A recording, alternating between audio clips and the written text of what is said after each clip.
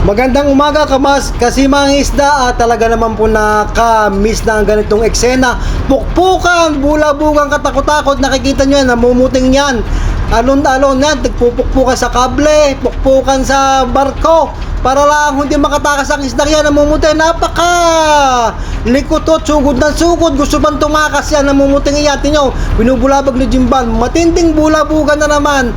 Ito talaga mga kasimangisda, ang buhay ng isang mangisda dito. Talagang matinding diskarte mula sa ating mga kasamang simangisda.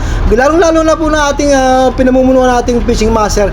Yan, salamat sa Diyos. Bumalik ang isda pa loob. Kanina, muntik na nakatakas yan mga kasimangisda. Nangangasol-ngasol mga kasimangisda. Yan ho ang itsura ng 120 tons na isda. Pinaghalong yellowfin, tuna at saka gulyasan po. Kung makikita nyo alon-alon, parang nasa tabi ng dagat oh. Ang gandang panoorin mga kasimangisda. Ito po ang inarihan namin ngayong hapon, second set namin. Nung umaga po kami naka 45 tons. Halo din ho ng yellowfin, tuna at saka skipjack. Ngayon ho, gayan ho din ho yan. Nasa 120 mga kasimangisda. Tingnan ninyo, puting-puting iyan. Patuloy ang pukpukan, patuloy ang sigaw ng ating master. Talaga namang matinding diskartihan ito mga kasimangisda. Pagka ganitong itsura ng isda na talagang lumalaban, gusto pang tumakas, gusto pumunta dun sa walang lambat. Kaya yan mga kasimangisda, napakaswerte naman ho talaga dahil yan, nag-maintain siya sa gitna. Yan, namumuting yan. Kung nakikita ninyo, yan. Nakakatuwa naman ho, yan. Inabot na ho kami ng gabi di yan. Yan, nagsasalok na ho. Yan, isang laman ho na mga 5 tonelada. Gulyasan, yellowfin, tuna ho laman na yan, isang salok na 5 tonelada. Gayan ho, kami ho'y tunoy-toneladang huli. Hindi ho kami per kilo, hindi ho kami nangangawel. Sa bago lang ho sa aking Facebook page, ganito po ang aming panghuhuli dito sa Pacific Ocean. Sa mga nagtatanong po dyan, mga kasamahan, sa Pacific Ocean po, sa Papua New Guinea. Papua New Guinea po kami, mga kasimangisda. Sa mga nagtatanong sa YouTube tsaka sa Facebook natin kung saan kami namamalakaya, kung gusto nyo mamalakaya kayo, sumunod din at napakaraming isda din yan ho, gayaan. Nakakatuwa naman ho talaga. Napakasarap sa pakiramdam na nakita nyo na may pag-asa na, nandyan na, sinasalok na ang ating grasya. Yan ho, pangalawang salok mga kasimangisda. Napakarami ho ng isdang yan, kaya kami inabot na ng gabi at napakalikot ng isdang yan. Buti naman hindi nagkatinga-tinga. Kaya yan ho, nakuha ho ng buo yan. Panoorin nyo hanggang dulo at napakaganda ho niyan.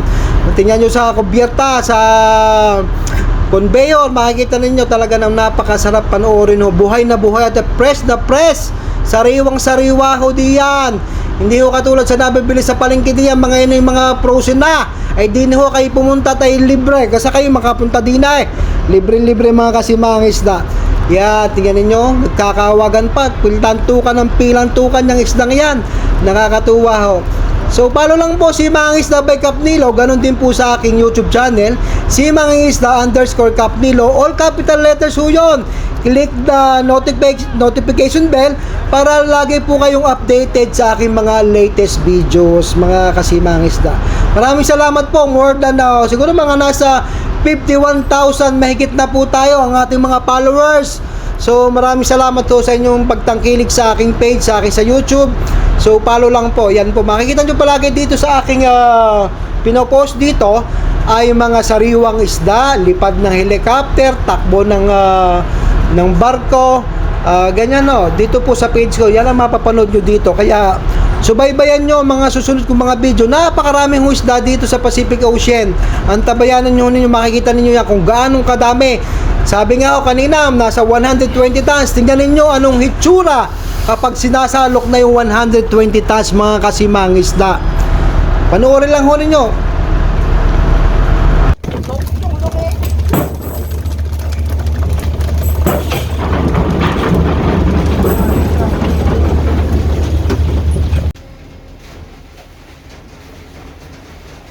Sabi kong yan, nasa conveyor na ho tayo. Yan, napakadami ho. Nahihirapan ang conveyor namin dahil sa bigat, sa dami ng laman na dumadaan na isda. Yan ho, kitang-kita ninyo. Buhay na buhay pa yung iba. May tuna, may skipjack o yung gulyasan at saka yellowfin ho. Pinagalo ho yan. So, bago lang ho dito, pagka ganyan ho, halo ho yung isda, talagang may volume ho yan. mas malaki ho ang volume pagka pinaghalo yung tuna at saka yung gulyasan. Kaya kung makita ninyo, yan ho, press na sa conveyor, papunta sa bodega malamig para lutuin. Ayan mga kasimahang isda, tuloy-tuloy lang po yan. Nasa 120 tons po yan, tonelada talaga. Ang sarap panoorin.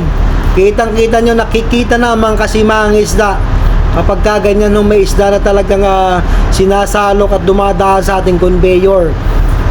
Panoorin nyo po hanggang dulo. Marami po ito mga kasimahang isda. Sa bago lang po sa page ko, panoorin nyo po hanggang dulo. Huwag nyo pong skip ang aking mga ads ha, para po tayo makatulong sa ating mga kasamahan na nangangailangan pagdating ho ng panahon at tayo kumita na dito, ay tayo magsishare din po ng ating blessings na nakukuha.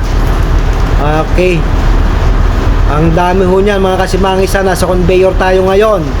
Yan ho ang conveyor ang tinatawag. Kita ninyo ang dami ng isda.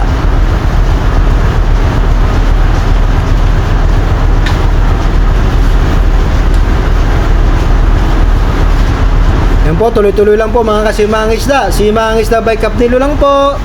Huwag mong kalimutan mag-subscribe din po sa aking YouTube channel. Ayan, tuloy-tuloy, ang dami. Ang sarap panoorin.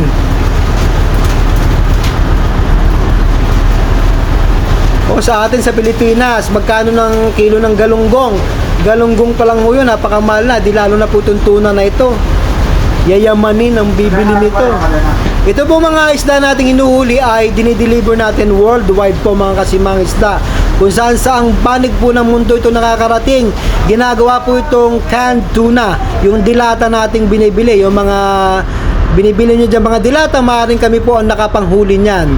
Kami po ang nag-deliver dyan sa ating mga company dyan.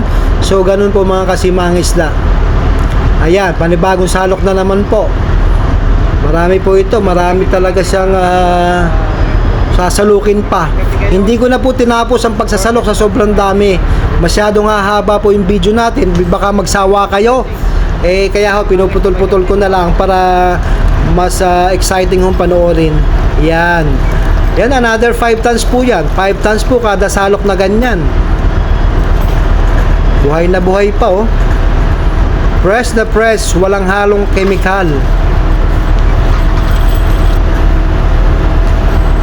Ayan. Napakabigat po ng isang salok niyan mga kasimahang isda. Ayan, panibagong salok na naman po. Another 5 tons. So, palo lang po mga kasimahang isda.